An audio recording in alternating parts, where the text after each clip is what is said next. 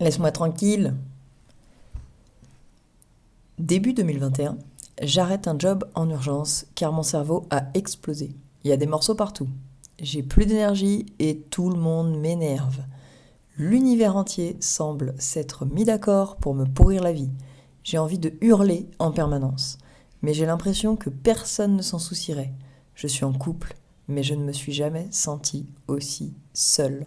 Pourtant, mon homme est là et il fait de son mieux pour me soutenir. J'implore l'aide du Dieu de l'univers. Pourquoi il ne me sort pas de là instantanément? C'est quoi le problème? Je veux juste avoir la pêche, retrouver le moral et que les gens autour de moi ne me rendent plus furieuse à chaque instant. Je veux juste que cette spirale s'arrête. Je veux sortir du stress et de l'angoisse. C'est trop demandé? Un an plus tard, rien n'a changé. Tout le monde m'énerve, j'ai toujours envie de hurler en permanence, je me sens toujours incomprise, ignorée et inexistante. J'en reviens pas d'être dans cet état. Je suis quoi? En dépression? En burn-out? Les deux? J'en sais rien. Mais je refuse que ces mots me définissent. Je me reconnais pas. Je me vois même plus sous cette couche de ténèbres. Je sais que le Dieu de l'univers est là, quelque part, mais ma situation ne semble pas l'intéresser. J'en ai marre. Il faut que je sorte de ça. Je peux pas rester dans cet état. On me dit d'aller voir un psy. Ça va pas? Déjà, je suis au bout de ma vie. En plus, faudrait que j'aille l'affirmer à quelqu'un que je connais pas. Je veux sortir de tout ça, mais je ne veux pas demander de l'aide. De toute façon, Dieu peut agir. J'ai besoin de personne. C'est tous des cons. J'ai besoin de personne. J'en suis pas au point d'avoir besoin d'un psy. C'est pour les autres, ceux qui ont vraiment un problème. Moi, je suis pas vraiment en dépression, je suis juste fatiguée. Je suis pas vraiment en burn-out, j'ai juste un peu trop bossé. J'ai besoin de personne. Mais quelle arrogance de merde! Cette arrogance m'a enfermée pendant plus d'un an dans mon cerveau en bouillie. L'arrogance a le don de se déguiser en spiritualité. Genre, laisse-moi tranquille, Dieu peut me guérir. Et la peur de s'exposer se prend pour de la force et du courage. Non, j'ai pas besoin de déranger les autres avec mes soucis. Que du flan. Printemps 2022. Je ne peux pas rester comme ça. Je vais voir à contre-cœur une psy.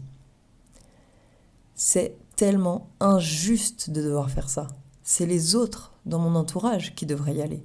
S'ils étaient plus équilibrés, je ne serais pas dans cet état. Je suis furieuse d'y aller.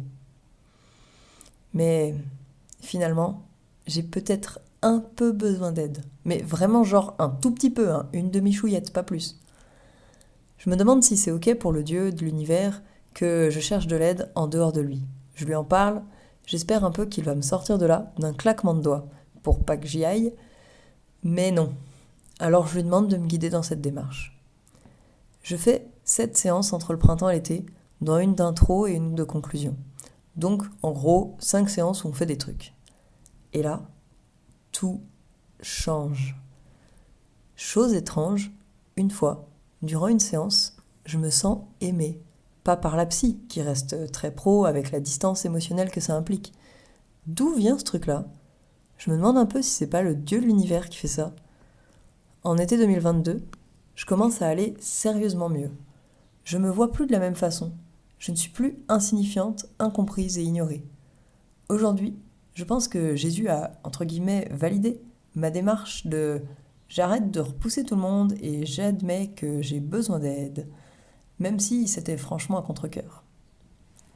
Après ça, le Dieu de l'univers me fait une blague, je mets le récit en lien dans la description si tu veux, et m'envoie dans une église, alors que je voulais pas y mettre les pieds. Les psys, c'est une chose, mais les chrétiens, là, c'est un autre niveau. J'ai pas besoin d'eux, moi. C'est une relation avec Dieu dont j'ai besoin. Bah oui, Natalia, t'as presque tout compris. Janvier 2023, je commence donc à aller dans une église. Et là, c'est juste extraordinaire toutes les délivrances, révélations et guérisons que j'ai reçues. La plupart à travers des gens. Que dis-je? Des chrétiens même. T'imagines? Alors voilà, entre 2022 et 2023, j'ai dû admettre plusieurs choses que je te liste. Numéro 1, c'est pas tous des cons. Les gens, les psys, les chrétiens, les hommes, et même ceux qui aiment les brocolis vapeur. Bon, pour cette dernière catégorie, je maintiens que c'est probablement une secte. Numéro 2, je ne guéris pas d'une blessure que je cache, parce que je veux que personne le sache, alors je la planque. Éventuellement, j'arrive à l'ensevelir sous une couche de temps, mais je ne guéris pas, et ça va me péter à l'œil au moindre vol au vent. Numéro 3, j'ai besoin des autres, même ceux que j'ai pas envie de voir, même s'ils ne sont pas parfaits. Et numéro 4, je kiffe les gens finalement.